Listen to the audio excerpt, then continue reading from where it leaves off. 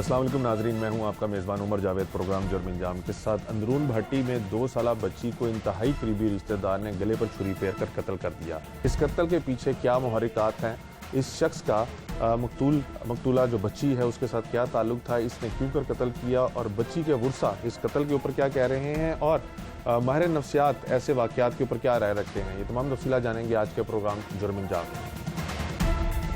Bhati gate के इलाके में दिल दहला देने वाला एक वाक़या पेश आया, जहाँ पर 2 साला बच्ची को इंतहाई बेदर्दी से उसके इंतहाई करीबी रिश्तेदार की जानिब से गले पर छुरी फेर कर ज़ख्मी कर दिया गया और जितनी देर में उसको अस्पताल ले जाया गया बच्ची जो थी वो दम तोड़ गई थी।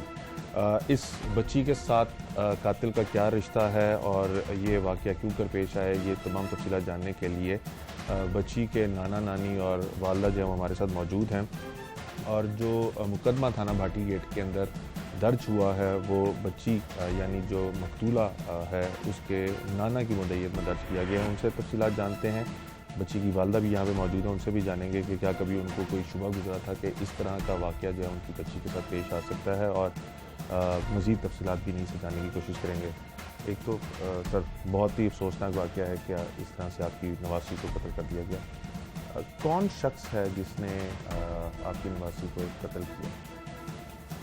और मामू साहब नाना था वो भी, मेरा बदरन लॉ था, मेरी मिसिस का भाई था वो। अच्छा।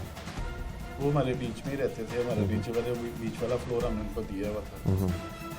उसका कोई मतलब कि नहीं इसके साथ पता लगा, हमने वैसे ही उनको ना हमारे पास बुला रहे थे।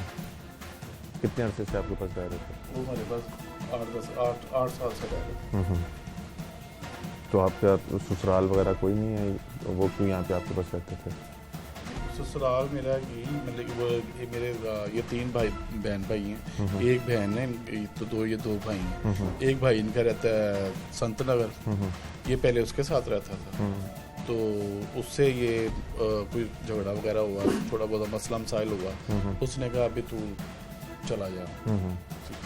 फिर वो आ गया इधर हमारे पास ये घर पहले किराएदार रहते थे इधर, वो किराएदारों को हमने वो खाली करवा के हमने उसको दे दिया।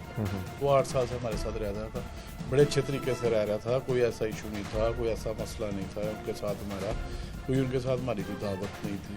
लेकिन हमें नहीं समझ आई कि ये अचानक उसने क्यों किया, कैसे किया। ये तो अब ये क्या नाम क्या था मुझे? जावेद। और जावेद क्या करता था? जावेद आर्टिफिशियल ज्वेलरी का काम करता था। और शादीशुदा था?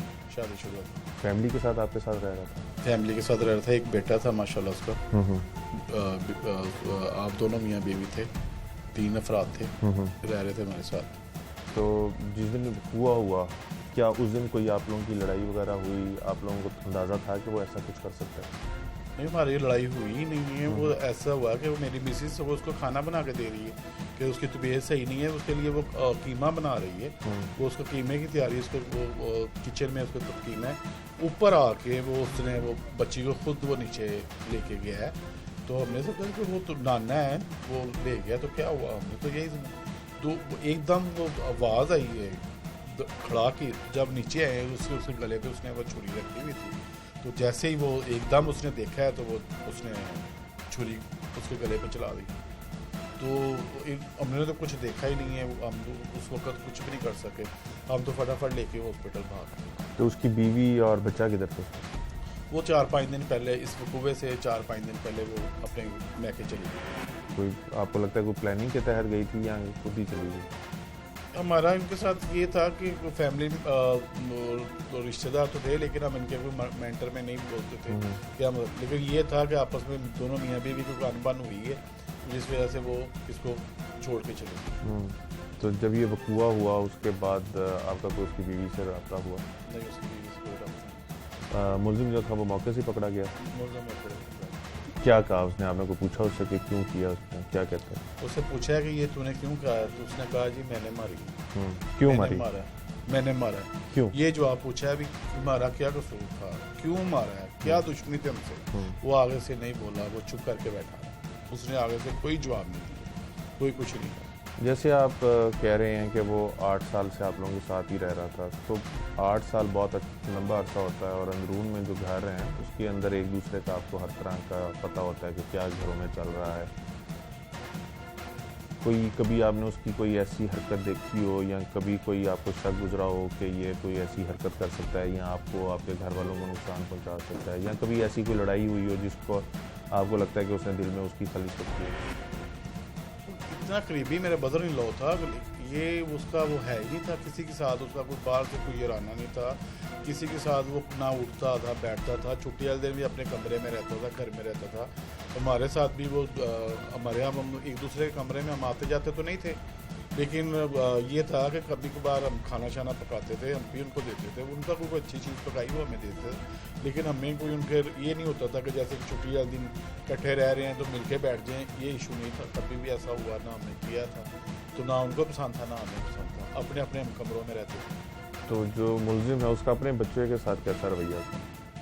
आपस में उनका ठीक था रवैया। बच्चे को मारता वगैरह कुछ नहीं, बच्चे को कभी नहीं मारा उसने। बच्चे हमने कभी 8 साल से हमारे साथ था, हमने नहीं उसको देखा कि उसने बच्चे को मारा। तो आपको वजह नहीं समझ आती कि क्यों उसने वजह नहीं उसकी समझ आती कि क्यों किया उसने, ये नहीं उसकी समझ आएगी। मुझे आप बताइएगा कि आपकी 2 साल की बेटी थी और एक ही औलाद है आपकी? आपको माइक पकड़ लीजिए। कितना अर्सा पहले आपकी शादी हुई? मेरी 2018 के दिसंबर में हुई है शादी। और आपकी ये 28 दिसंबर। और यही आपकी एक ही बेटी थी? जी, और ये मेरी पहली बेटी थी। उस दिन क्या हुआ आपको क्या पता है? आप उस दिन घर में थी? जी, मैं उस दिन घर पर थी। क्या हुआ आपको कैसे पता चला कि आपकी बेटी को ऐसे उसने छुरी फेर दी गले?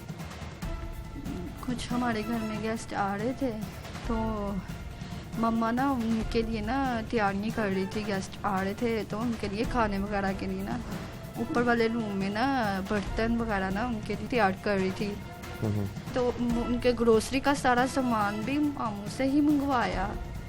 तो वो बस कातिल से ही, यानी कातिल ग्रोसरी का सामान वगैरह सारा करके आया? वो जजीर इंसान से मंगवाया जिसने मेरी बेटी को दरिंदरों की रूहानियत का शिकार बना दिया। उस इंसान ने, मेरी उससे कोई दुश्मनी नहीं थी, हम उससे बहुत प्यार करते थे। मामू जी कह कह के हम थकते नहीं थे उसको मामू जी कह कह के। उस मामी छोड़ के चली गई, ने ये नहीं पता कि वो छोड़ के चली गई। वो हम ना उनको खाना वगैरह भी देते थे रूटीन में, उनको हाल चाल, उनको उनके ना कुछ दिनों से मामी जब से उनको छोड़ के गई हैं उनकी वो ऐसे जैसे मरने वाले। हमें ये डर था कि वो मरने वाले हैं, यानी कि इतने आवाज़ आ रहा है। मेरे पापा उसको हॉस्पिटल में लेके गए हैं, हफ्ते की रात को उसको हॉस्पिटल लेके गए, हॉस्पिटल से लेके आए हैं। फिर उसके लिए इसकी सारी मेडिसिन, फिर उसके लिए वो जो होता है सारी से मेडिसिन दी, खिलाई है, खाना खिलाया, जूस वगैरह पिलाया है। उसके लिए पापा बाहर से फ्रूट्स लेके आए हैं, वो दी हैं उसको। वो पापा ने रात के आधी रात को उसको पापा हॉस्पिटल लेके गए हैं। हफ्ते की रात को हॉस्पिटल मेरे पापा लेके जा रहे हैं। 5-6 दिनों से मेरी मम्मा लगातार उनकी खिदमत कर रही हैं। मेरी मम्मा उनकी इतनी खिदमत कर रही हैं, उनको अपने सीने से जैसे अपने बच्चों को पालती है माँ। 3-4 टाइम खाने का पूछ रही है, मेडिसिन जा के दे रही हैं। उनको कह रही हैं ऊपर आ जाओ, ऊपर भी नहीं आते थे। वो ऐसे ही ना ये ड्योरी में खड़े रहते थे, हमारी बातें वगैरह सुनते थे। तो बातें ये सुनते थे कि वो परेशान थे मामी की वजह से ना। तो हम उनको कहते थे ऊपर आ जाए मामू। जो हमारी मामी थी ना वो एक बच्चा उठा, कभी उसने मुलजिम ने बच्ची आपकी को मारने मेरी बच्ची को वो बहुत प्यार करता था। मेरा मामू बहुत प्यार करता था मेरी बच्ची को। वो मेरी बच्ची ना उसके बगैर नहीं रहती थी। मेरे मामू जब काम से आते थे ना, वो इंसान वो हैवान, तो मेरी बच्ची नीचे चली जाती थी भागी सीढ़ियाँ खुद ही उसको चलना आता था। तो वो खुद ही नीचे उतर गया। उसके साथ उसके पीछे वो रात को 9 बजे 10 बजे आ रहे हैं, उसके साथ पीछे मैं आ रही हूँ उसको 2 मिनट मामू को दिखा के। उसको मामू का इतना उससे प्यार था, वो मामू की गोद में बैठ जाती थी, उनके पास रहती थी। मामू कहते थकती नहीं थी। वो हमें क्या पता था कि वो उसकी उंगली पकड़ के लेके जा रहा है। मेरी मम्मा नीचे आ रही है, वो भी मामू कहती थी। मामू भी कहती थी, कभी नानू भी, जो ज़्यादातर मामू ही कहती थी। हम मामू कहते थे उसके, वो भी यही कहती थी। कभी आपको शक हुआ था कि आपकी बेटी को ये बंदा नुकसान पहुंचा ना, सकता है? कभी नहीं, कभी सोचा, ज़हन ख्याल में भी नहीं आया। आपको क्या लगता है फिर क्या हुआ, क्यों वो आपकी बच्ची को ऐसे ऊपर लेके गया और छुरी कर दी, इतनी बेदर्दी से क्यों कत्ल किया? पता नहीं क्यों बच्चा उन्होंने लेके आई थी ना अपनी भैन किया। ਦਾ। दरअसल बच्चा ही सारा इशू है। मेरी भाभी मैं ही ਵਿਆਹ ਕੇ ਲਿਆਈ ਸਾਂ। ਮੈਂ ਦੋਵਾਂ ਭਰਾਵਾਂ ਦੀ ਸ਼ਾਦੀ ਕੀਤੀ। ਇਸ਼ੂ ਆਇਆ ਸੀ ਕਿ ਉਹਦੇ ਘਰ ਔਲਾਦ ਹੁੰਦੀ ਸੀ ਤੇ ਮਰ ਜਾਂਦੀ ਸੀ, ਬੱਚਾ ਹੁੰਦਾ ਸੀ ਮਰ ਜਾਂਦਾ ਸੀ। ਇੱਕੋ ਹੀ ਬੇਟਾ ਮੇਰੇ ਨਾਲ ਦੇ ਘਰ 'ਚ ਮੈਂ ਗਰੋਹ ਤੇ ਰਹਿੰਦੀ ਸਾਂ, ਐਕਸ ਮਕਾਨ 'ਚ ਰਹਿੰਦੇ ਸੀ। ਉਹ ਬੱਚਾ ਜਿਹੜਾ ਪਹਿਲਾ ਹੋਇਆ ਨਾ ਉਹ ਮੇਰੇ ਹੱਥਾਂ 'ਚ ਹੀ ਹੋਇਆ, ਬੇਟਾ ਇਹਨਾਂ ਦਾ ਮੂੰਹ ਹੁਣ ਸਹੀ ਸਲਾਮਤ ਤੇ ਜ਼ਿੰਦਾ ਹੈ।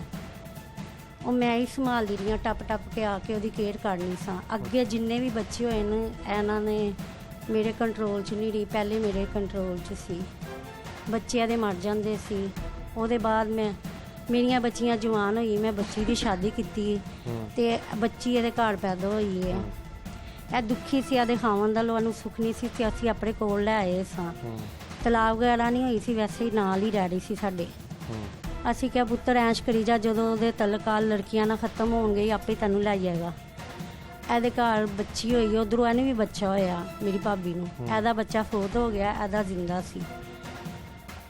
ਉਹਦੇ ਬਾਅਦ 2 ਸਾਲ ਉਹ ਇਹਨਾਂ ਨੂੰ ਮੀਆਂ ਬੀਵੀ, ਮੇਰਾ ਭਰਾ ਮੇਰੀ ਭਾਬੀ ਬੜਾ ਪਿਆਰ ਕਰਦੇ ਸੀ ਦਿਲੋਂ ਜਾਨ ਨਾਲ। 2 ਮਹੀਨਿਆਂ ਤੋਂ ਪਤਾ ਨਹੀਂ ਉਹਨਾਂ ਦੇ ਕੀ ਜ਼ੇਨ 'ਚ ਸੀ। 1 ਸਾਲ ਤੋਂ ਉਹਦੀ ਭੈਣ ਦੇ ਬੱਚਾ ਨੂੰ ਹਾਂ ਤੱਕ ਹੈ ਸੀ। ਉਹਨਾਂ ਦਾ ਜ਼ੇਨ ਉਹਨਾਂ ਨੇ ਸਾਨੂੰ ਨਹੀਂ ਦੱਸਿਆ ਸੀ ਕਿ ਮੈਂ ਬੱਚਾ ਲੈਣਾ ਵੇ ਆਪਣੀ ਭੈਣ ਦਾ। ਜੋ ਕੀ ਇਰਾਦਾ ਸੀ ਉਹਦੇ ਨਹੀਂ ਸਾਨੂੰ ਦੱਸਿਆ, ਨਾ ਮੇਰੀ ਛੋਟੀ ਭਾਬੀ ਨੂੰ ਦੱਸਿਆ, ਨਾ ਮੈਨੂੰ ਦੱਸਿਆ। ਹਜੇ ਕਿ ਸਾਡਾ ਤਿੰਨਾਂ ਦਾ, ਦੋਵਾਂ ਮੇਰੀਆਂ ਭਰਜਾਈਆਂ ਦਾ ਮੇਰੇ ਨਾਲ ਬੜਾ ਪਿਆਰ ਸੀ। ਹਰ ਗੱਲ ਮੇਰੇ ਨਾਲ ਸ਼ੇਅਰ ਕਰਦੀਆਂ ਸੀ, ਮੈਂ ਉਹਨਾਂ ਨਾਲ ਕਰਨੀ ਸਾਂ। ਉਹਨੇ ਨਾ ਮੇਰੀ ਭਾਬੀ ਨੇ ਆਪਣਾ ਇਰਾਦਾ ਦੱਸਿਆ ਕਿ ਮੈਂ ਬੱਚਾ ਲੈਣਾ, ਨਾ ਮੈਨੂੰ ਦੱਸਿਆ।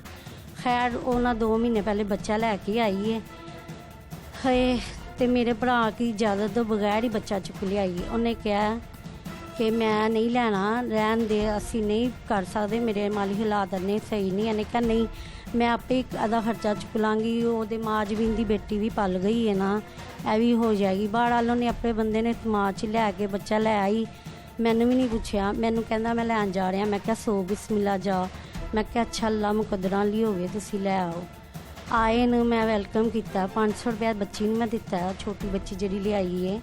ਮੈਂ ਕਿਹਾ ਅੱਛਾ ਨਸੀਬਾਂ ਲਈ ਹੋਵੇ, ਮੇਰੇ ਭਰਾ ਦੇ ਮੁਕੱਦਰ ਹਰੇ ਬੜੇ ਹੋਣ, ਕਮਾਈ 'ਚ ਇਜ਼ਾਫਾ ਹੋਵੇ। ਇੰਨੀਆਂ ਦੁਆਵਾਂ ਦੇ ਕੇ ਮੈਂ ਉੱਪਰ ਚਲੀ ਗਈ ਹਾਂ। ਅੱਛਾ ਉਹ ਬੱਚੀ ਫਿਰ ਛਿੱਲੇ 'ਚ ਹੀ ਲੈ ਕੇ ਆਏ ਨੇ। 89 ਮੇਰੀ ਇਹਦੀ ਦੀਵਾਨੀ ਸੀ। ਉਹ ਜਦੋਂ ਆਉਂਦਾ ਸੀ ਉਹਦੇ ਪਿੱਛੇ ਚਲੀ ਜਾਂਦੀ ਸੀ। ਉਹ 3 ਵਜੇ ਵੀ ਬੱਚੀ ਨੂੰ ਆਇਆ ਲੈਣ ਤੇ ਉਹ ਬੱਚੀ ਨੇ ਨਹੀਂ ਕਹੀ, ਕਹਿੰਦੀ ਨਾਨੂ ਮੈਨੇ ਨਹੀਂ ਜਾਣਾ, ਮੈਨੇ ਪੋਤੀ ਕੀ ਹੋਈ ਹੈ। 4:45 ਵਜੇ ਇਹਨਾਂ ਦੁਬਾਰਾ ਫਿਰ ਮੈਂ ਬਰਤਨ ਤੋਂ ਲੈਣ ਗਈ ਹਾਂ, ਚੀਜ਼ਾਂ ਚੂਦਾ ਲੈ ਆਇਆ। ਉਸ ਲਈ ਇਹਨੇ ਜ਼ੁਲਮ ਦੀ ਇੰਤਹਾ छुरी कहाँ ਕੀਤੀ। से आई? ਛੁਰੀ ਦੱਸਣੀ ਆ ਨਾ, ਇਹ ਮੈਂ ਜਿਹੜੀ ਛੁਰੀ ਆ ਨਾ ਦੇ ਕਿਚਨ 'ਚ ਫੜੀ ਸੀ, ਉਹ ਬੈੱਡ ਤੇ ਪਈ ਸੀ। ਮੈਨੂੰ ਕੁਛ ਡਿੱਗਣ ਦੀ ਆਵਾਜ਼ ਆਈ ਹੈ 4:45 ਵਜੇ ਨਾ। ਮੈਂ ਆਪਣੀਆਂ ਬੱਚੀਆਂ ਨੂੰ ਕਹਿ ਰਹੀ ਹਾਂ 6 ਵਜੇ ਮਹਿਮਾਨਾਂ ਨੇ ਆਉਣਾ, ਤੂੰ ਫਟਾਫਟ ਤਿਆਰ ਹੋ ਲਈ। ਤੇ 5 ਕੱਪ ਬੈੱਡ 'ਚ ਲੈ ਕੇ ਆਈ। 4 ਜਣਿਆਂ ਨੇ ਆਉਣਾ ਤੇ 5ਵੀਂ ਮੈਂ। 5 ਕੱਪ ਥਰਮਸ 'ਚ ਚਾਹ ਲੈ ਆਈ। ਤੇ ਮੈਂ ਦਰਵਾਜ਼ੇ ਦੇ ਅੰਦਰ ਖੜੀ ਹਾਂ, ਇੱਕ ਪੈਰ ਮੇਰਾ ਅੰਦਰ, ਇੱਕ ਬਾਹਰ। ਮੈਂ ਆਪਣੇ ਬੱਚਿਆਂ ਨੂੰ ਸਮਝਾ ਰਹੀ ਹਾਂ। ਐਨੇ 'ਚ ਹੀ ਬੱਚੀ ਇਹਦੇ ਨਾਲ ਉਤਰ ਗਈ ਹੈ ਥੱਲੇ, ਤੇ ਜ਼ੋਰ ਦੀ ਕੁਛ ਡਿੱਗਣ ਦੀ ਆਵਾਜ਼ ਆਈ। ਇਹ ਕਦੀ ਮੇਰੀ ਦੂਸਰੀ ਬੇਟੀ ਮੇਰੇ ਕੋਲ ਗੱਲ ਪੁੱਛ ਰਹੀ ਹੈ, ਕਦੀ ਇਹ ਪੁੱਛ ਰਹੀ ਹੈ। ਇਹਨਾਂ ਦੀਆਂ ਗੱਲਾਂ 'ਚ ਹੀ ਨਾ ਮੈਂ ਕਿਹਾ ਤੁਸੀਂ ਮੈਨੂੰ ਗੱਲਾਂ 'ਚ ਹੀ ਲਾਇਆ, ਤੇ ਮੈਂ ਥੱਲੇ ਜਾ ਕੇ ਦੇਖਾਂ ਤੇ ਸਹੀ ਕੀ ਡਿੱਗਿਆ। ਮੈਂ ਥੱਲੇ ਬਰਤਨ ਤੇ ਚੱਦਰ ਲੈ ਕੇ ਉਤਰੀਆਂ। ਉਹਦੇ ਬੈੱਡ ਤੇ ਹੀ ਮੈਂ ਛੁਰੀ ਵੇਖੀ, ਮੈਂ ਕਿਹਾ ਖੂਨ ਵੇਖਿਆ ਜ਼ਮੀਨ ਤੇ। ਮੈਂ ਕਿਹਾ ਛੁਰੀ ਤੇ ਬੈੱਡ ਤੇ ਹੀ ਪਈ ਹੈ, ਤੇ ਇਹਨੂੰ ਕਿਸ ਨਾਲ ਵੱਜੀ ਹੈ ਜਵੇਦ। ਔਰ ਇਹ ਨਹੀਂ ਬੋਲਿਆ, ਇੰਜ ਮੇਰਾ ਵੇਖ ਜਾ ਰਿਹਾ। ਔਰ ਬੱਚੀ ਸਾਹ ਕਰ ਰਹੀ ਸੀ, ਸ਼ਾਇਦ ਉਹਦੇ ਦਮ ਟੁੱਟ ਰਹੇ ਸੀ। ਮੈਂ ਚੀਖਦੀ ਚਿਖਾਂਦੀ ਬੱਚੀ, ਨਾ ਮੈਂ ਬੁਰਖਾ ਪਾਇਆ ਨਾ ਕੁਛ। ਮੈਂ ਜੀ ਮਹੱਲੇ 'ਚ ਉਤਰੀ, ਮੈਂ ਕਿਹਾ ਕੋਈ ਮੋਟਰਸਾਈਕਲ ਦੀ ਮਦਦ ਕਰੋ। ਮਹੱਲੇ 'ਚ ਕਿਸੇ ਕੋ ਮੋਟਰਸਾਈਕਲ ਉਸ ਟਾਈਮ ਨਹੀਂ ਸੀ, ਕੋਈ ਮਰਦ ਨਹੀਂ ਸੀ ਉਸ ਟਾਈਮ ਘਰ। ਮੇਰੇ ਬੇਟੇ ਦਾ ਦੋਸਤ, ਮੇਰਾ ਬੇਟਾ ਉਤਲੇ ਰੂਮ 'ਚ ਸਭ ਤੋਂ ਉੱਤੇ ਔਨਲਾਈਨ ਪੜ੍ਹ ਰਿਹਾ ਸੀ। ਸਾਰੇ ਹਲਚਲ ਥੱਲੇ ਉਤਰ ਆਏ ਦੌੜ ਕੇ। ਮੈਂ ਲੈ ਗਈ ਹॉस्पिटल ਤੇ ਮੇਰੀਆਂ ਬੇਟੀਆਂ ਨੀਚੇ ਇਹਦੇ ਕੋ ਆਈਆਂ, ਮਾਮੂ ਕਿਆ ਹੋਇਆ ਮੇਰੀ बेटी को बताओ। ਤੇ ਮੇਰੀਆਂ ਬੱਚੀਆਂ ਨੂੰ ਕਹਿੰਦਾ मैंने इसको मार डाला। मेरे अगे तो नहीं बोलिया, मैं तो लैके हस्पताल बाहर मोड़ ते दुकान वाले बाजी आप कहती हैं कि आपने उनको उनकी शादियां कराई, उसको जब घर से निकाल दिया, घर में आप अपने लेके आई, यहाँ पे रखा, उसकी खिदमत भी करी थी, तो सगा भाई कैसे आपके घर में इतना बड़ा? ਉਹ ਬੱਚਾ ਸੀ ਸਾਰਾ ਰੀਜ਼ਨ। ਉਹਨਾਂ ਦਾ ਬੱਚੇ ਮਰ ਜਾਂਦੇ ਸੀ। ਉਹ ਜਿੰਦਾ ਜਿਹੜਾ ਆ ਸੀ, ਮੈਂ ਤੇ 17 ਸਾਲਾਂ ਦਾ ਸੀ, ਮੈਂ ਤਾਂ ਕਿਹਾ ਦੀ ਸ਼ਾਦੀ ਕਰੋ, ਇੰਜੋਏ ਇਹਦਾ ਬੱਚਾ ਵੇਖੋ, ਤੁਸੀਂ ਬੱਚਾ ਲੈ ਆਓ, ਸੋ ਬਿਸਮਿਲ੍ਲਾ ਕੋਈ ਨਹੀਂ। मैं सब तो पहले मैं छोटी बहन हाँ, मेरी शादी हुई है, फिर मैं उसके बाद अपने नहीं, उस बच्चे की वजह से क्यों आपकी बेटी का बच्चा मरेगा? वो रिश्ता करवाना चाहता था अपने बेटे का? नहीं, कोई रिश्तिਆਂ ਦਾ कोई तल्लक ही नहीं सी। इशू ਉਹਨਾਂ ਦਾ ਬੱਚਾ ਹੀ ਸੀ। ਉਹ ਬੱਚੇ ਨੂੰ ਵੇਖ ਕੇ दीवाना होए सी बच्चा।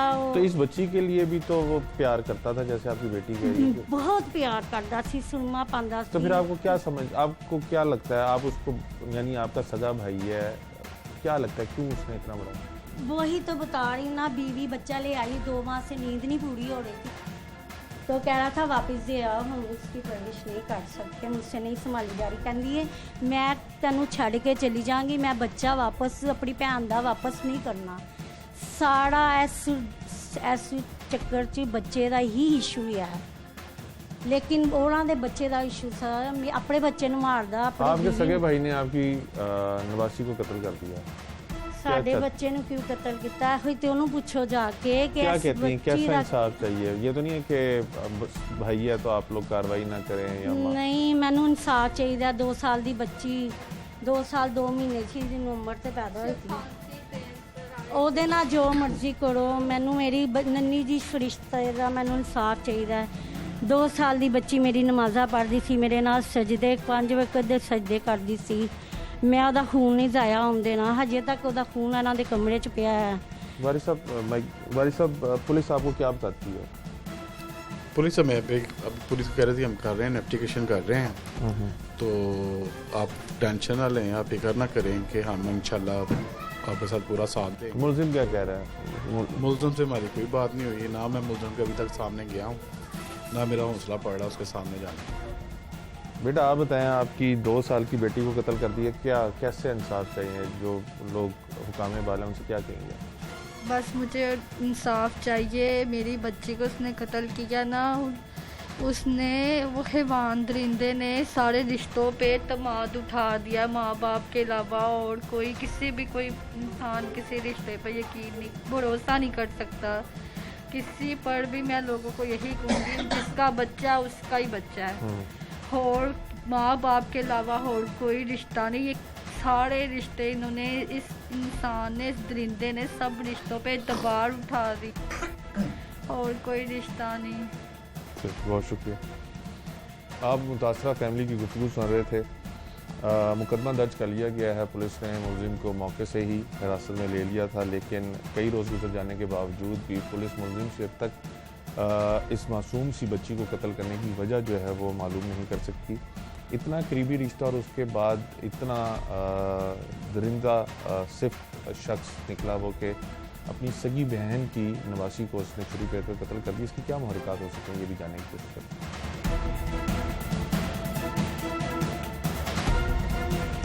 बच्ची की नानी भी पहुंच जाती है, बच्ची की वालदा भी पहुंच जाती है, बच्ची का नाना भी पहुंच जाता है। मुलजिम मौके पे खड़ा है, छुरी जिससे उसने उसका बच्ची का गर्दन काटी वो छुरी भी मौके से मिल जाती है, और मुलजिम वहाँ पर सबके सामने कन्फेस भी कर देता है, हाँ मैंने कत्ल किया। फिर पुलिस उसको लेके चली जाती है और उसे तफ्तीश करती है, लेकिन वजह अनाथ मालूम नहीं होता। तो पहले इस पर रोशनी डालिएगा कि अगर इस तरह का केस हो जिसके अंदर ओपन एंड शट केस हो ना, मुलजिम भी मौजूद है और वो कन्फेस भी कर रहा है, बिल्कुल ऐसा, और उसके बाद पुलिस के पास जाते हैं लेकिन वजह अनाथ नहीं पड़ती, दोनों पहलुओं पर रोशनी डालिएगा। देखिए, अगर तो कहीं पब्लिक प्लेस पे, किसी अवामी मकाम पे या ऐसी जगह पे कत्ल हुआ हो जहाँ मुख्तलिफ लोगों का आना जाना, अननोन लोगों का आना जाना हो, तो बड़ी मुश्किल होती है। एक घर के अंदर कत्ल हुआ है, इसका मतलब ये है कि उसी घर का कोई फ़र्द मुलविस है, और इसमें क्योंकि तमाम के तमाम गवाहान कहते हैं कि जी इस शख्स ने कत्ल किया, उसने कन्फेस भी उनके सामने कर दिया, छुरी भी उससे रिकवर हो गई, तो इसमें बचना उसका बहुत ज़्यादा मुश्किल है। और जहाँ तक दूसरी बात यह है कि जो इस किस्म के वाक़यात, जो जैसे छुरी के साथ कत्ल किया गया, मैं आपको मिसाल दूंगा, एक हाई कोर्ट के अंदर जज साहब हुआ करते थे, मंजूर मलिक साहब, बाद में सुप्रीम कोर्ट चले गए, चीफ जस्टिस भी रहे लाहौर हाई कोर्ट में। ऐसे तमाम वाक़यात कत्ल के जिनके अंदर अचानक से गोली चला के कत्ल किया गया हो या कोई और हो, उसमें वो किसी हद तक मुलजिम को रियायत का मुस्तहिक समझते थे। मगर जहाँ पर छुरी या इस किस्म का कोई वाक़या मुलविस हो, क्योंकि देखिए ये शिद्दत पसंदी की एक एक्सट्रीम फॉर्म है कि आप किसी को इतने जालिम हो जाएं कि छुरी के साथ कत्ल करना शुरू कर दें, तो इसके अंदर रियायत किसी किस्म की बहुत मुश्किल है मुलजिम के लिए।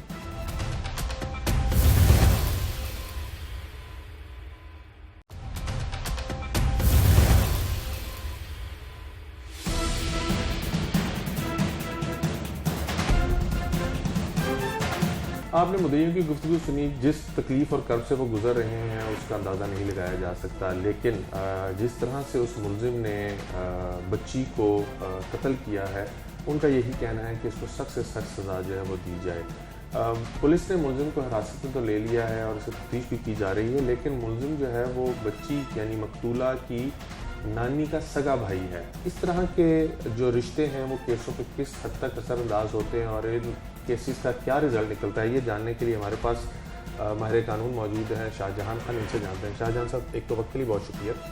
ये बताइएगा कि जिस तरह का ये केस है, इसके अंदर मुलजिम मौके से गिरफ्तार हुआ है और एनी शाहिदीन भी मौके पर मौजूद थे। इस केसेस का वैसे फेट क्या होता है? सबसे पहले तो ये बताइए। देखिए, जो इस केस के हकायक हैं, जो फैक्ट्स हैं, बहुत मुश्किल है कि इसमें मुलजिम बच सके।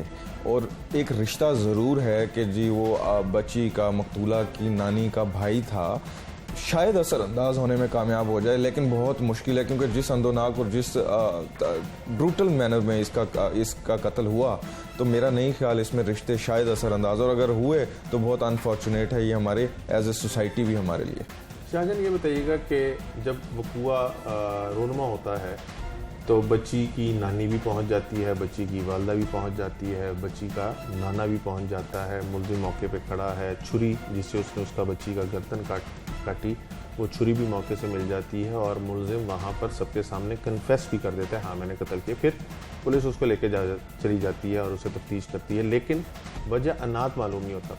तो पहले इस पर रोशनी डालिएगा कि अगर इस तरह का केस हो जिसके अंदर ओपन एंड शट केस हुआ ना, मुलजिम भी मौजूद है और कन्फेस भी कर रहा है, बिल्कुल ऐसा, और उसके बाद पुलिस के पास जाते हैं लेकिन वजह अनाथ नहीं पड़ती, दोनों पहलुओं पर रोशनी डालिए। देखिए, अगर तो कहीं पब्लिक प्लेस पे, किसी अवामी मकाम पे या ऐसी जगह पे कत्ल हुआ हो जहाँ मुख्तलिफ लोगों का आना जाना, अननोन लोगों का आना जाना हो, तो बड़ी मुश्किल होती है। एक घर के अंदर कत्ल हुआ है, इसका मतलब ये है कि उसी घर का कोई फ़र्द मुलविस है, और इसमें क्योंकि तमाम के तमाम गवाहान कहते हैं कि जी इस शख्स ने कत्ल किया, उसने कन्फेस भी उनके सामने कर दिया, छुरी भी उससे रिकवर हो गई, तो इसमें बचना उसका बहुत ज़्यादा मुश्किल है।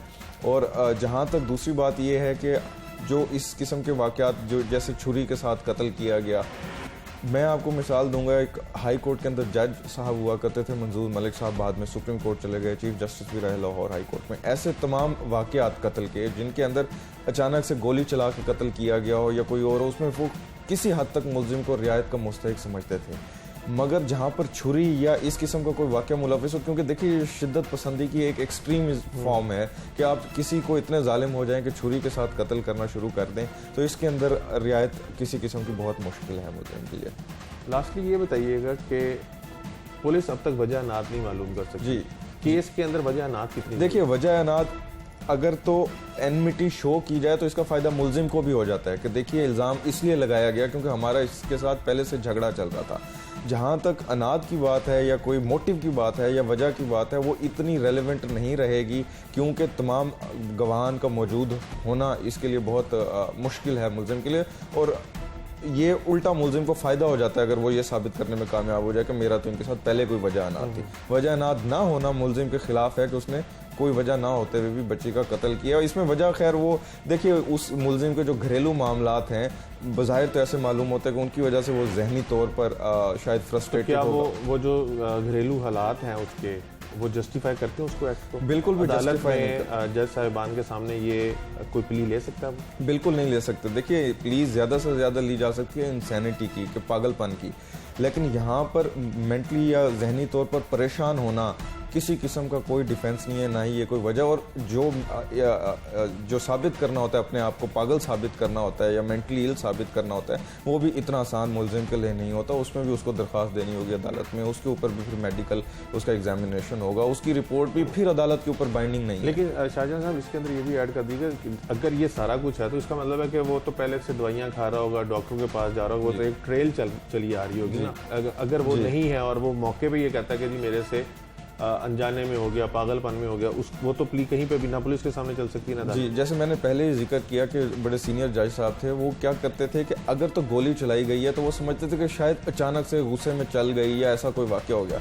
लेकिन अगर छुरी चलाई गई है तो इसका मतलब ये नहीं है, इसका मतलब ये है कि बहुत, और इसमें तो अगर ये साबित हो जाता है कि ये छुरी घर की नहीं थी और वो साहब कहीं से ख़रीद कर लाए थे, तो इससे तो ये साबित होता है कि उनका मकसद ही इसको कत्ल करना था और ये उनके जहन में प्री प्लान्ड एक ये कत्ल है। तो बहुत मुश्किल है हक़ाइक़ को देखते हुए कि इसमें रिश्तेदारी, जैसे आपने शुरू में बताया, रिश्तेदारी कितना असरअंदाज होती है हमारे केसेस में, हमारे जिस कल्चर में, जिस सोसाइटी में हम रह रहे हैं। देखिए, रिश्तेदारी बहुत ज़्यादा असरअंदाज होती है, रिश्तेदारी बहुत ज़्यादा असरअंदाज होती है, मगर ज़्यादातर देखने में आया कि वो रिश्ते असरअंदाज होते हैं जैसे कि कोई किसी का बेटा है, उसने अपने भाई का कत्ल कर दिया, तो अपनी फैमिली को बचाने के लिए बाकी जो वारसान होते हैं वो अपने भाई या बहन ऐसे शख्स को माफ़ कर देते हैं। यहाँ पर जो कत्ल करने वाला है वो उस बच्ची का या उस बच्ची के वालिदैन का उतना डायरेक्ट रिश्तेदार नहीं है जितना वो बच्ची की नानी का है।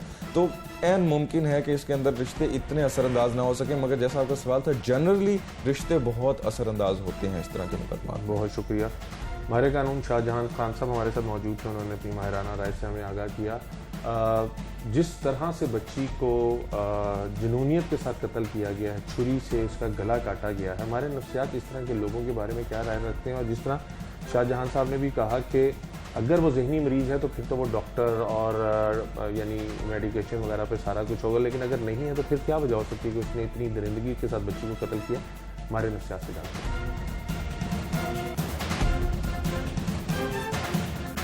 डॉक्टर साहब, क्योंकि वो खुद भी साहिब औलाद है और उसके बाद उसकी बीवी ने एक बच्ची अपनी बहन की जो है वो लेके अडॉप्ट की है, तो जब मुद्दइयों से मैंने पूछा तो उनका कहना है कि उन्होंने कभी भी नहीं सुना था, ना देखा था कि उसने अपने बच्चे को कभी डांटा या मारा पीटा हो। अगर उसका अपने बच्चे की तरफ इस तरह का रुझान था, इस बच्ची के साथ भी वो कहते हैं कि वो बहुत ज़्यादा प्यार करता था, तो यानी अगर वो इस बच्ची को प्यार भी करता था, अपने बेटे को भी कभी उसने मारा पीटा नहीं था, फिर उसी जिस बच्ची से वो इतना प्यार करता था उसको इतनी दरिंदगी से उसका इशारा काट के कत्ल करके, यानी वो तो बहुत ज़्यादा एक्सट्रीम कोई गुस्सा बंदे को हो तो उसमें इस तरह का केस होता है कि गर्दन इशारा काटी है। लेकिन ज़रूरी नहीं है कि वो बच्ची के ऊपर, इधर यही नज़र आ रहा है कि बच्ची के साथ कोई उसका डायरेक्ट वो नहीं था कि उसको उसने करना है, कोई प्लान नहीं नज़र आ रहा, प्री प्लान नहीं लग रहा ये सारी चीज़ें।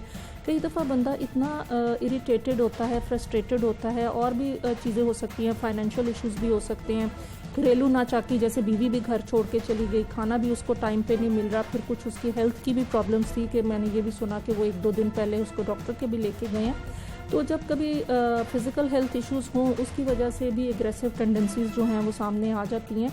तो इस केस के अंदर ज़रूरी नहीं कि कोई ऐसी पैथोलॉजी ही है इस शख्स के अंदर, ये spur of a moment reaction लगता है जो कि फिल फॉल जो इर्द गिर्द उसके साथ जो वाक़यात हो रहे थे कि बीवी छोड़ के चली गई और बच्चा जो अडॉप्ट किया था उसकी वजह से भी वो अपने आप को अडैप्ट नहीं कर पा रहा था।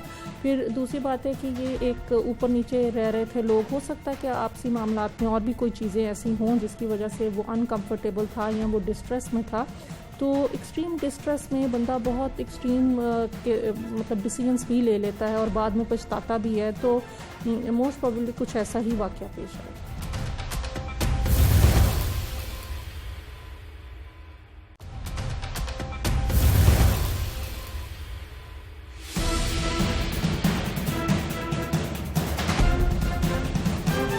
जिस केस के ऊपर हम प्रोग्राम कर रहे हैं उसमें आपने बच्ची की वालदा और नाना नानी की गुफ्तगू सुनी कि उसके यानी उसकी नानी के भाई ने ही बच्ची को जो है कत्ल किया है, और कत्ल करने की वजह जो है वो सामने नहीं आई। सिर्फ यही कहा जाता है कि वो उसकी बीवी के साथ लड़ाई झगड़ा चल रहा था, जो बच्ची उन्होंने अडॉप्ट की थी, और उसकी वजह से उसने ये इंतहाई इक़दाम जो है उठाया है। हमारे साथ डॉक्टर प्रोफेसर राफिया रफ़ीक साहिबा मौजूद हैं, इनसे जानने की कोशिश करेंगे कि इस तरह के केसेस की वजूहात क्या होती हैं और वो बिल्कुल एक हेल्दी ज़िंदगी गुजार रहा था, तो उसने इस तरह का इकदाम क्यों उठाया होगा। डॉक्टर साहब, एक तो वक्त के लिए बहुत शुक्रिया। ये बताइएगा कि एक शख्स जिसको ये लोग खुद अपने घर में लेके आए, जब उसकी अपने भाई वगैरह के साथ लड़ाई हुई और बहन अपने घर में ले आई और फिर उसने अपनी बहन की ही नवासी को इस तरह कत्ल कर दिया, क्या वजह हो सकती है? देखिए उमर, मैंने बड़ा डिटेल में इस केस को स्टडी किया है। बेसिकली जो शख्स जिसने कत्ल किया है, जो बच्ची कत्ल हुई है, उसकी नानी के भाई है, उसकी अपनी भी लाइफ को इतनी स्टेबल नहीं नज़र आ रही। और रिसेंटली अगर आप देखें कि जो बच्चा अडॉप्ट किया है, और कुछ अरसा जिन लोगों के बच्चे नहीं होते और कुछ अरसे के बाद वो अडॉप्ट करते हैं, तो उनके अंदर वो ऑलरेडी इतनी हैबिट्स जो होती हैं वो डेवलप हो चुकी होती हैं कि एक बच्चे को दोबारा से पालना, बड़ा करना, फिर उसके अंदर स्लीपलेस नाइट्स, और फिर उस बच्चे की जो वो रोता है या कुछ, वो आदत नहीं रहती कुछ लोगों को। तो इस केस में कुछ ये भी लग रहा था कि वो जो टाइमली अपसेट हुआ था, जिसकी वजह से उसकी अपनी बीवी से भी लड़ाई हुई, और फिर बीवी का कंपैरिजन भी कि भी मैं उसको नहीं छोड़ूंगी बच्चे को और तुम्हें, तो वो कहीं ना कहीं इंस्टेबिलिटी तो नज़र आ रही है। और वैसे भी ये वो चीज़ है जिसके अंदर इम्पल्स कंट्रोल बहुत नज़र आ रहा है कि कई दफ़ा इंसान के हायर ऑर्डर ब्रेन फंक्शनिंग में जो कंट्रोल एरियाज़ होते हैं वो वर्क प्रॉपर्ली नहीं कर रहे होते हैं, उनके अंदर कई दफ़ा चेंजेस आ जाती हैं। उसकी और भी बहुत सी वजूहात हो सकती हैं, एडिक्शन हो सकती है, लेकिन क्योंकि हमें इस केस में मज़ीद कोई और चीज़ नज़र नहीं आ रही, तो ऐसा ही लग रहा है कि एक्सट्रीम गुस्से में उसने अपनी स्केप कोटिंग की है। उसको बेशक वो जो दूसरी बच्ची जो अडॉप्ट की थी, वो इस बच्ची पे गुस्सा निकल गया, डायरेक्टली शायद वो इस पे नहीं करना चाह रहा। तो ये एक केस कह लें कि इम्पल्स कंट्रोल डिसऑर्डर का लग रहा है, क्योंकि टिपिकल क्रिमिनल तो वो है नहीं, क्योंकि क्राइम के और मोटिव्स होते हैं, इसके अंदर कोई क्लियर कट मोटिव नहीं है। बजाय ये कि वो शख्स खुद जो है वो एक्सट्रीम एग्रेशन उसके अंदर आ गया, और हो सकता है कि वो तबीयतन भी गुस्से वाला हो।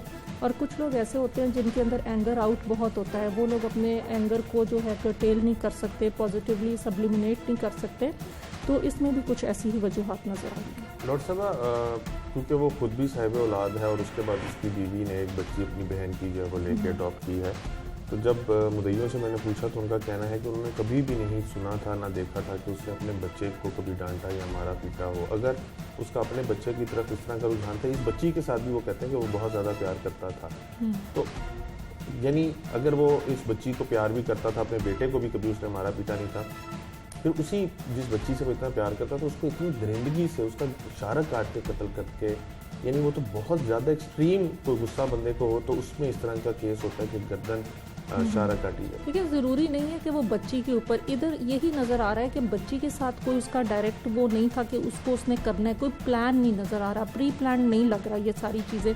कई दफ़ा बंदा इतना इरिटेटेड होता है, फ्रस्ट्रेटेड होता है, और भी चीज़ें हो सकती हैं, फाइनेंशियल इश्यूज़ भी हो सकते हैं, घरेलू नाचाकी, जैसे बीवी भी घर छोड़ के चली गई, खाना भी उसको टाइम पे नहीं मिल रहा, फिर कुछ उसकी हेल्थ की भी प्रॉब्लम्स थी कि मैंने ये भी सुना कि वो 1-2 दिन पहले उसको डॉक्टर के भी लेके गए हैं। तो जब कभी फ़िज़िकल हेल्थ इश्यूज़ हों, उसकी वजह से भी एग्रेसिव टेंडेंसीज़ जो हैं वो सामने आ जाती हैं। तो इस केस के अंदर ज़रूरी नहीं कि कोई ऐसी पैथोलॉजी ही है इस शख्स के अंदर, ये spur of a moment reaction लगता है, जो कि फिल फॉल जो इर्द गिर्द उसके साथ जो वाक़यात हो रहे थे कि बीवी छोड़ के चली गई और बच्चा जो अडॉप्ट किया था उसकी वजह से भी वो अपने आप को अडैप्ट नहीं कर पा रहा था। फिर दूसरी बात है कि ये एक ऊपर नीचे रह रहे थे लोग, हो सकता है कि आपसी मामलात में और भी कोई चीज़ें ऐसी हों जिसकी वजह से वो अनकंफर्टेबल था या वो डिस्ट्रेस में था। तो एक्सट्रीम डिस्ट्रेस में बंदा बहुत एक्सट्रीम मतलब डिसीजंस भी ले लेता है और बाद में पछताता भी है, तो मोस्ट प्रोबेबली कुछ ऐसा ही वाक़या पेश आया। हमारे माशरे में जब इस किस्म के वाक़यात रूनुमा होते हैं जिसके अंदर बहुत करीबी कोई रिश्तेदार इन्वॉल्व हो, तो गुस्सा जो है वो यानी उनकी वो जो एक स्टोरी होती है उसकी वजह से और लोग जो है वो खौफज़दा जाते हैं। जैसे ये बच्ची की जो वालदा है वो कहती है कि रिश्तों के ऊपर एतबार जो है वो उसका उठ गया है और उसका सगा मामू जो है उसकी बच्ची का कातिल निकला है। ओवरऑल सोसाइटी पर इसका क्या इम्पैक्ट पड़ता है? देखिए जी, ये डेफिनेटली बहुत बुरा इम्पैक्ट पड़ता है, और ये वाक़यात अक्सर आजकल आप देखें कि जो फ्रस्ट्रेशन इतनी बढ़ गई है लोगों में, डिस्ट्रेस इतना बढ़ गया है कि ये वाक़यात बहुत ज़्यादा रूनुमा होने लग गए हैं, और इससे ओवरऑल सोसाइटी में एक तो बहुत बुरा मैसेज जाता है। और अक्सर ये ऐसे केसेस में लोग दबा भी लेते हैं, क्योंकि वो बचाने की कोशिश करते हैं, वो कहते हैं कि एक बंदा चला गया तो बाकियों को भी बचा लें, लेकिन वर्ल्ड वाइड देखा जाए तो ऐसे केसेस बहुत कॉमन भी हैं। हमारे माशरे में भी ऐसी चीज़ें बहुत सी होती हैं, और बाकी जो लोग देख रहे होते हैं डेफिनेटली वो किस तरह एतबार करेंगे जब इतने क्लोज केसेस देखें। अब पेरेंट्स अपने बच्चों को मार देते हैं। फिलिसाइड एक ऐसी चीज़ है जो कि अब बहुत सदियों से है। हर इंसान के अंदर एक डेथ इंस्टिंक्ट होती है, एक ईवल होता है, एक इड का कंपोनेंट होता है, और वो सोशलाइजेशन के प्रोसेस से उसको दबा के लोग रखते हैं। लेकिन यह है कि जब कभी इंसान के ऊपर बहुत ज़्यादा कोई ऐसे प्रेशर्स आएँ या फ्रस्ट्रेशन आए, इकोनॉमिक डेप्रिविएशन हो या साइकोलॉजिकल कह लें कि नीड्स फुलफिल ना हो रही हों, या बचपन में बहुत ज़्यादा इमोशनली वो पेरेंट्स ने उसको अपने साथ अटैच ना रखा हो बच्चे को, तो इस तरह की चीज़ों की वजह से जो है ऐसे वाक़यात आते हैं। और ये ब्रेन जो है ये अजीब ही चीज़ है, इसके अंदर कभी भी न्यूरोकेमिकल इम्बैलेंस हो सकता है, एज रिलेटेड हो सकता है। हमारे टेस्टोस्टेरोन्स हार्मोन्स हैं जो उसमें अगर ज़्यादती में आ जाए तो एग्रेशन बढ़ जाता है, तो ब्रेन में भी चेंजेस आ सकती हैं। कोई अंडरलाइंग पर्सनालिटी डिसऑर्डर भी हो सकता है, कोई ड्रग अब्यूज़ भी हो सकता है, मे बी ना वैसे करता हो, टेम्पररी अपनी फ्रस्ट्रेशन को करने के लिए उसने कोई ऐसा ड्रग भी लिया हो सकता है जिसकी वजह से बंदे में हेलुसिनेशंस भी आ सकती हैं, डिल्यूजन्स भी आ सकती हैं, या कोई लॉन्ग टर्म हिस्ट्री हो सकती है साइकोपैथोलॉजी की जो कि फैमिली में रन करती हो, जो कि कभी सामने इस तरह जाहिर ना हुई हो। तो इसमें मेरा ख्याल में अभी इंफॉर्मेशन फर्दर हमें पता चलेगी कि इस केस के अंदर आगे कैसे प्रोसीड करें। डॉक्टर प्रोफेसर राफिया रफ़ीक साहबा की आप गुफ्तगू सुन रहे थे।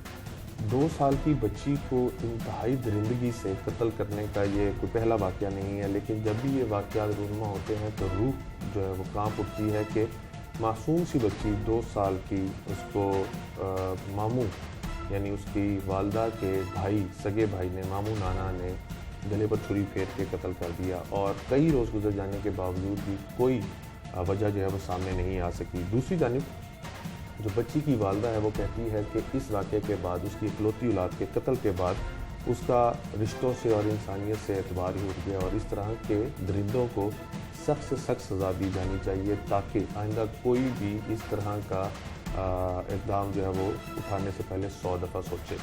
मुलज़िम पुलिस की गिरफ्त में है, तफ्तीश की जा रही है, और उम्मीद यही की जाती है कि मुलज़िम को उसके किए की सज़ा ज़रूर दी जाएगी। आज के प्रोग्राम से टीम जुर्म इंजाम और अपने मेज़बान उमर जावेद को इजाज़त दीजिए। अगले प्रोग्राम में मुलाकात होगी अल्लाह के बाद।